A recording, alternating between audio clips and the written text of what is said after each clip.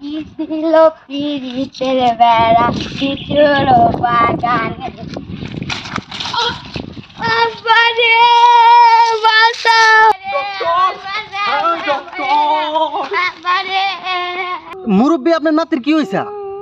আরে ডাক্তার, এটা আমার নাতি না, এটা আমার সল। মুরব্বী এই বয়সে কি দেখ? আর কইও না রে বাপুরে, এই শেষ বয়সে এসে পেট মুছা সল লোক নিয়ে সেই বিপদে পড়ছি। দুনিয়ার বান্দর, আগে আমার এই বংশের প্রদীপ তো বাঁচাও ডাক্তার, বাঁচাও। অবস্থা তো ভয়াবহ রে বাপুরে। মুরব্বী অবস্থা তো ভয়াবহ।